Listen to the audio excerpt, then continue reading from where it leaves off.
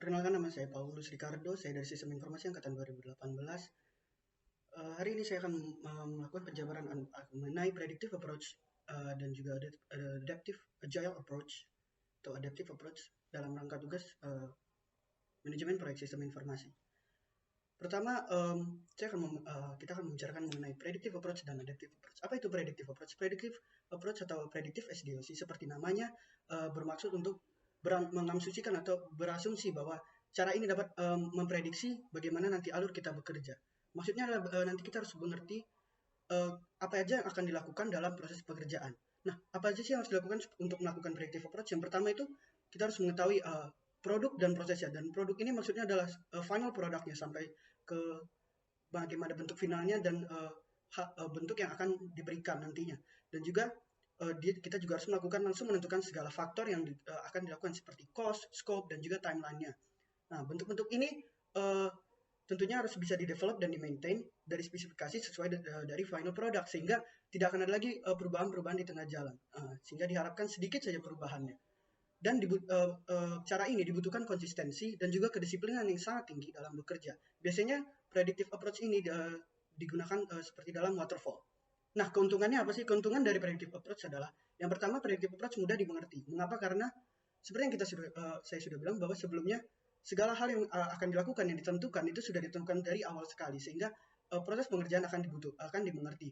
Nah, karena budget dan waktu yang sudah ditentukan, tentu saja keuntungan yang lainnya adalah workflow-nya yang sudah lebih terjaga. Apa yang akan dilakukan sudah ada timeline-nya. Nah, kebutuhan yang juga akan digunakan atau seperti budgeting-nya yang akan digunakan sudah dimengerti, dan sehingga tidak ada lagi perubahan-perubahan dalam budget, sehingga apa yang harus dikeluarkan oleh stakeholder seperti mungkin budgetnya itu sudah diketahui sebelumnya. Lalu juga pengawasan atau monitoringnya lebih mudah karena pekerjaan yang sudah ditentukan, sehingga kita sudah untuk monitoring mengetahui bahwa hari ini akan melakukan ini, hari ini akan melakukan ini. Nah, tentu saja jika ada keuntungan, ada kekurangannya. Kekurangannya apa? Kekurangannya software yang mungkin akan sudah selesai atau jadi di stage terakhir, itu maka waktu identifikasi kesalahannya itu akan lebih lama. Mengapa? Karena software itu harus benar-benar jadi dulu di akhir, baru kita tes bagaimana kesalahannya. Nah, maka ini akan menunggu waktu yang sangat lama. Nah, jika sudah ditemukan nanti kesalahannya, tentu saja harus ada perbaikan, karena kita dengan perbaikan ini mungkin akan membutuhkan budget-budget tambahan, karena kesalahan ini mungkin saja terkadang tidak kita prediksi gitu. Nah, tapi ini juga kekurangan yang lainnya adalah tidak cocok untuk proyek yang cukup kompleks atau dinamis. Jadi sehingga mungkin di tengah jalan akan ada perubahan-perubahan yang lainnya. Nah, itu untuk predictive approach. Lalu untuk adaptive approach atau agile approach adalah cara yang lebih leluasa. Nah, ini menggabungkan proses incremental dan iteratif. Proses ini, metode ini adalah metode yang selalu melakukan perubahan dan selalu menerima feedback atau tanggapan-tanggapan dalam pengembangannya, dalam development-nya.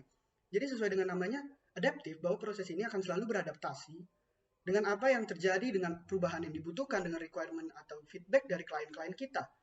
Keuntungannya apa sih? Keuntungannya jelas dia fleksibel, dia apa yang harus dilakukan pada saat itu, apa yang menjadi suatu prioritas pada saat itu bisa dikerjakan dahulu karena workflow-nya lebih dinamis dan tidak ditentukan. Nah, keuntungan lainnya adalah biasanya adaptive ini membutuhkan komunikasi yang tingkat tinggi, sehingga ini akan mengembangkan kemampuan tim collaboration, kemampuan kolaborasi tim dalam tim, karena sering dilakukannya diskusi. Nah, ini juga mengurangi potensi-potensi bug atau kesalahan yang dilakukan, dikarenakan seringnya ada tes, mungkin biasanya per hari atau per seminggu, dikarenakan adanya perubahan-perubahan, sehingga tes akan sering dilakukan, sehingga bug atau kesalahan akan bisa dikurangi. Nah, dan juga ini memiliki keuntungan di mana karena sering dilakukannya tes, sering dilakukannya maintaining, akan memberikan fokus atau jaminan bahwa produk yang diberikan akan high quality karena sudah diuji berkali-kali.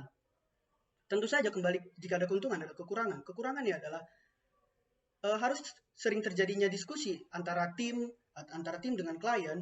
Ini akan menyebabkan butuhnya resources untuk melakukan diskusi, mungkin seperti pertemuan, melakukan pertemuan, atau jika kliennya tidak di satu kantor dengan tim, maka harus bertemu di suatu tempat, atau mungkin jika sekarang dalam kondisi pandemi harus membutuhkan resource internet tambahan untuk melakukan meeting. Nah, dikarenakan sehingga membutuhkan waktu yang lebih banyak untuk melakukan diskusi. Dan juga dikarenakan seringnya ada diskusi, maka kemungkinan terjadi perubahan akan lebih banyak. Dokumentasi yang dilakukan akan lebih rumit dikarenakan dokumentasi tidak selalu berpatut pada dokumentasi yang di awal digunakan sekali, akan sering terjadi perubahan. Nah, dan ini jelas saja membutuhkan komitmen bekerja dalam suatu proyek itu lebih tinggi dibandingkan prediktif. Mengapa? Karena prediktif kita sudah tahu apa yang akan dilakukan, apa yang dilakukan. Sedangkan pada adaptif kita harus bersiap akan perubahan setiap harinya. Nah, tentu saja keduanya ini merupakan proses yang sama-sama baik jika digunakan dengan tepat. Jika dilihat perbedaannya, tentu perbedaan paling besarnya adalah bahwa prediktif membutuhkan persiapan yang lebih matang, membutuhkan kesiapan sebelum bekerja lebih matang dibandingkan adaptif. Sedangkan dalam adaptif, mungkin persiapan sebelumnya jika tidak terlalu matang, itu tidak apa, karena sembari mengerjakan, sembari berjalan, sambil melengkapi kebutuhannya.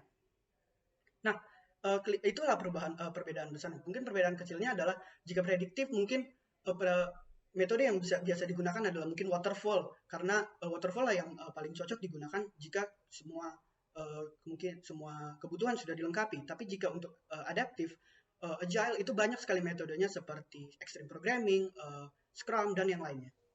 Nah, walaupun mereka seperti bertolak belakang, tentu ada persamaan-persamaan yang dimiliki keduanya. Tentu saja keduanya merupakan bagian dari SDLC atau Software Development Lifecycle, yang dimana semuanya memiliki tahapan yang sama, yaitu ada initiating, ada planning, execution, ada monitoring, dan juga ada closing.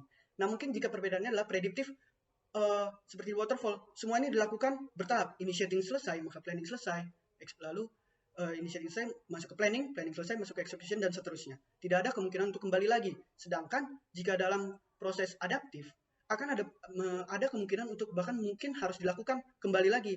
Biasanya setelah initiating, planning, execution, monitoring, lalu kembali lagi ke planning jika terjadi dalam monitoring apa sesuatu yang harus dilakukan. Nah, contoh-contoh untuk prediktif bisa kita gunakan misalkan mereka ingin membuat suatu website. Dalam prediktif, pertama kali itu bahkan sebelum planning, ketika pra-inisiasi, itu harus dilakukan banyak sekali determine atau mencari kebutuhan seperti scope, time, juga cost-nya, lalu mengidentifikasi stakeholder, memilih project manager tentu saja, dan juga yang lainnya.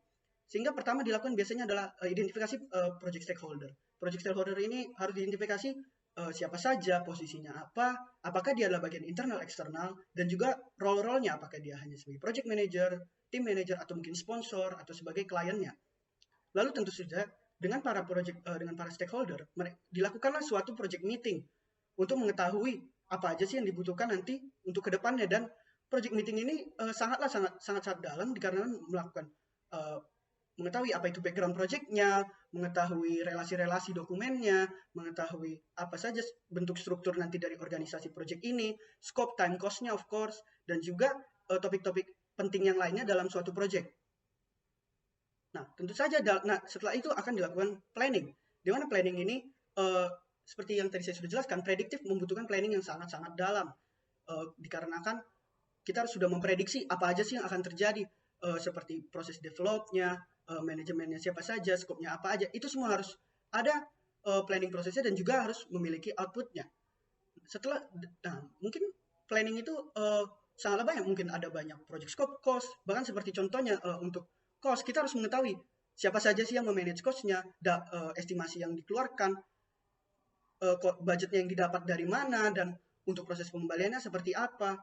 Semua sangat mendalam, dan biasanya nanti hasil dari semua ini, akan menjadi suatu hal yang dinamakan work breakdown struktur, di mana nanti mungkin dalam inisiasi sudah dikasih tahu identifikasi stakeholder, stakeholder yang menjadi juru kunci, dan lalu project meeting, lalu dalam planning meetingnya jelas, lalu kontraknya, scope-nya, kembali lagi, lalu tentu saja mempersiapkan work breakdown strukturnya, memberikan schedule yang harus tentu saja ditepatkan, bagaimana proses tanggal waktu pembuatan, tanggal waktu tes, tanggal waktu peluncuran, lalu executing, di mana harus ada tentu saja survei untuk mengetahui bagaimana sih produk yang dilakukan, lalu melakukan user testing, lalu memberikan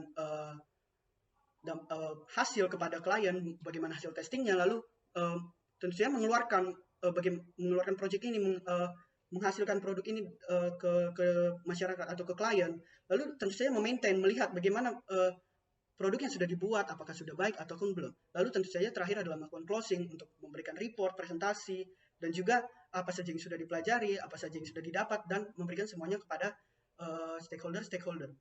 Nah, tentu saja hal yang perlu dilakukan lagi pada saat prediktif adalah memprediksi kesalahan-kesalahan yang akan terjadi. Dikarenakan seperti namanya prediktif, mereka harus memprediksi kemungkinan kesalahan yang terjadi. Contohnya bisa saja mereka memprediksi pertama adalah lack of budget, mungkin tiba-tiba ketika mereka sedang mengerjakan ternyata budget yang digunakan melebihi yang harusnya yang sudah direncanakan, mungkin seharusnya yang digunakan hanya 200.000, ternyata ketika realisasi, ketika proses pengerjaan dibutuhkanlah 500.000, maka biasanya ini harus diprediksi sehingga potential risk atau kemungkinan potensial yang akan datang itu harus segera diprediksi untuk mencegah terjadinya hal-hal seperti itu. Nah, ini semua adalah bagaimana proses prediktif, sehingga tentu saja nanti harus ada report yang lebih detail, dikarenakan seperti yang tadi sudah saya bilang, workflow sudah diberikan per minggunya atau per waktunya, maka pelaporan juga harus detail. Contohnya mungkin pada hari Minggu, hari Senin itu bagian database sudah harus selesai, ternyata tentu saja itu harus dilaporkan bagaimana bagian database. Jika di situ ada bagian yang belum selesai, tentu saja prediktif ini sudah gagal, seperti itu. Nah, itu adalah contoh untuk prediktif. Lalu kita masuk ke contoh untuk adaptif. Adaptive approach, atau seperti yang tadi sudah saya bilang, agile approach. Seperti kita tahu, agile memiliki banyak contoh. Nah, di sini saya akan menggunakan salah satu contohnya Scrum. Scrum adalah salah satu metodologi dalam agile yang lebih mengutamakan komunikasi antar pihak dibandingkan seperti prediktif yang membutuhkan dokumen atau deskripsi detail apa yang harus dilakukan. Scrum sendiri biasanya dibagi-bagi sebagai suatu sprint atau perharinya, sehingga seperti namanya sprint, bahwa perharinya mereka melakukan larian yang kencang atau mungkin pekerjaan-pekerjaan yang cukup cepat dengan target-target yang tidak terlalu banyak, tapi tetaplah melakukan suatu hal yang tepat dan efisien gitu. Biasanya dalam Scrum itu ada 3 aktor utama. Yang pertama itu ada product owner yang tentu saja sebagai pemilik produk yang akan menentukan bagaimana produknya dia akan berwujud, seperti apa yang harus dilakukan, dan apa yang dia inginkan, seperti itu. Lalu ada Scrum Master. Scrum Master ini mirip-mirip seperti project manager, di mana dialah yang memastikan bahwa timnya bekerja dengan optimal, memastikan bahwa apa yang akan diinginkan oleh product owner itu tercapai.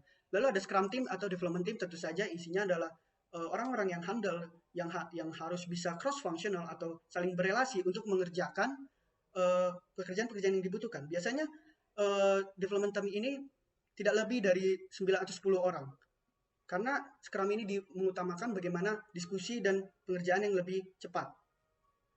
Nah, tentu saja walaupun Scrum mengutamakan komunikasi, bukan berarti mereka tidak memiliki dokumentasi. Mereka tetap memiliki dokumentasi seperti product backlog, ada sprint backlog, dan burn down chart.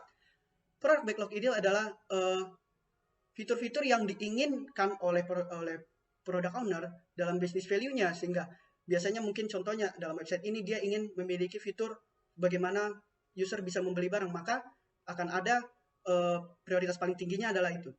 Nah, dalam Scrum tentu saja setiap harinya harus dilakukan daily Scrum atau pertemuan untuk mendiskusikan bagaimana sih kebutuhan yang harus dilakukan, bagaimana apa yang akan dilakukan. Lalu ada sprint planning session, di mana bagaimana pengerjaan project ini akan dilakukan sampai ke depannya. Lalu tiap akhir sesi biasanya akan dilakukan sprint review untuk melihat, oh ternyata hari ini kita sudah mengerjakan ini, lalu ada kesalahan seperti ini, atau kebutuhan yang mungkin besoknya bisa diperbaiki lagi. Seperti itu. Nah, tentu saja prosesnya masih sama. Ada initiating, planning, executing, monitoring, dan controlling, dan closing. Tapi seperti yang tadi sudah saya bilang, bahwa dalam adaptive mereka memiliki kemampuan atau kebolehan untuk kembali lagi ke proses sebelumnya jikalah dibutuhkan.